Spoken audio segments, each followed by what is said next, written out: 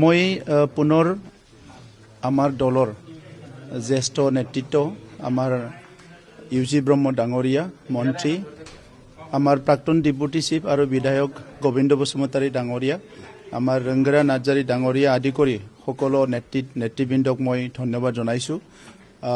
দলৰ সিদ্ধান্ত হিচাপে মনোনয়ন পত্ৰ দাখিল কৰা হৈছিলে আৰু স্ক্ৰুটিনি হোৱাৰ পিছত আজি আমি চাৰ্টিফিকেট পাবলৈ সক্ষম হৈছোঁ। অহা 6টা বছৰৰ কাৰণে উচ্চ সদনত গৈ পেলাই আমাৰ অঞ্চলৰ বিভিন্ন সমস্যা আমাৰ জনগোষ্ঠীৰ বিভিন্ন সমস্যাবিলাক তাত যিমান সম্ভৱ হয় এটা প্ৰচেষ্টা হাতত লোৱা হ'ব কি এই সমস্যাবিলাক কেনেকৈ নেশ্যনেল পলিচিত ইনফ্লুৱেঞ্চ কৰি পেলাই সমাধান কৰিব পৰা যায়।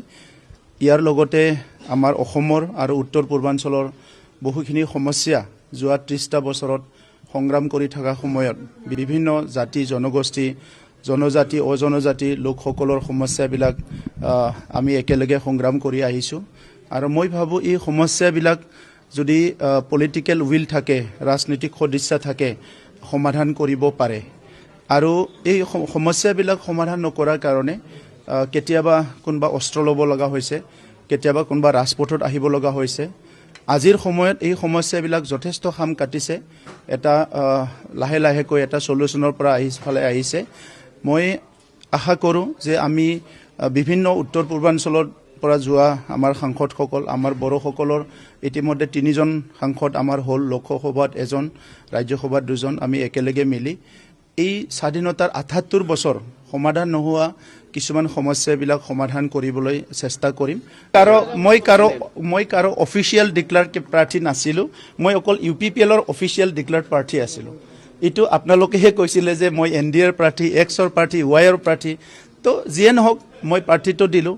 3জনকৈ বিধায়ক মোৰ প্ৰথম যিটো মনোনয়ন পত্ৰ আৰু ছেকেণ্ড মনোনয়ন পত্ৰটো আমাৰ দলৰ নহয় বিভিন্ন দলৰ তাতে চাইন কৰিছে। গতিকে তেখেতসকলে মোক ভাল পাইছে আমাৰ দলক ভাল পাইছে পৰৱৰ্তী সময়ত হয়তো আমাৰ লগত একেলগে কাম কৰাৰ কিবা এটা চিন্তা কৰিছে সেইকাৰণে তেখেতসকলে আমাৰ মনোনয়ন পত্ৰ তেখেতসকলে প্ৰপ'জাৰ হিচাপে চাইন কৰিছে। মই তেখেতক আজি চাৰ্টিফিকেট ল'লোঁ যি বিধায়কসকলে সন্মানীয় বিধায়কসকলে প্ৰপ'জাৰ হিচাপে চাইন কৰিছে তেখেতসকলক মই ধন্যবাদ জনাইছোঁ আৰু অনাগত দিনত যেতিয়া ৰাজ্যসভাৰ পুঁজিবিলাক আহিব নিশ্চয় মই তেখেতসকলৰ অঞ্চলবিলাকতো এই জনগোষ্ঠীবিলাকতো কাম কৰাৰ কাৰণে চেষ্টা কৰিম। যোৱা নমিনেশ্যনৰ দিনাও মই কৈ গৈছোঁ আৰু বড়োলেণ্ড অঞ্চলত যেতিয়া মেল মিটিং কৰি আছোঁ বিভিন্ন TV চেনেলবিলাকত কৈ আছোঁ যে 15খনৰ আসনত আমি আমাৰ কেণ্ডিডেট তৈয়াৰ কৰি আছোঁ আমাৰ দলীয় কাৰ্যকৰ্তাবিলাকে কাম কৰি আছে আৰু আৰম্ভণিৰ পৰা আমি কৈ আছোঁ যে আমি 15টা সমষ্টিতো প্ৰতিদ্বন্দ্বিতা কৰিব বিচাৰোঁ। গতিকে আজি এলায়েন্সৰ প্ৰক্ৰিয়াবিলাক চলি আছে বিভিন্ন জনৰ লগত বিভিন্ন দলৰ লগত আলোচনা চলি আছে আৰু 2-3 দিন 4 দিনৰ পিছত লাহে লাহেকৈ এইবিলাক আলোচনাবিলাক এটা সমাপ্তি ঘটিব। তাৰ পিছত এটা ডিষ্টিংক্ট এটা পৰিৱেশত বা পৰিস্থিতিত বা ক্লিয়াৰ এটা পিকচাৰ চবৰ মাজত আহিব। অহাকালি 2 বজাৰ পিছত আমাৰ PMB মিটিং ৰাখিছোঁ আমাৰ দলৰ কেণ্ডিডেট আমাৰ ফাইনেল হ'বলৈ গৈ আছে প্ৰায় 80% ফাইনেল হ'ল আৰু লগতে আমাৰ সিদ্ধান্তটো যে আমি কোন দিশে আগবাঢ়িম এই সিদ্ধান্তটো এটা ফাইনেল সিদ্ধান্ত ল'বৰ কাৰণে অহাকালি 2 বজাত আমি মিটিং দিছোঁ। ইয়াৰ পিছত প্ৰেছ মিট কৰি আমি সকলোকে জনাই দিম।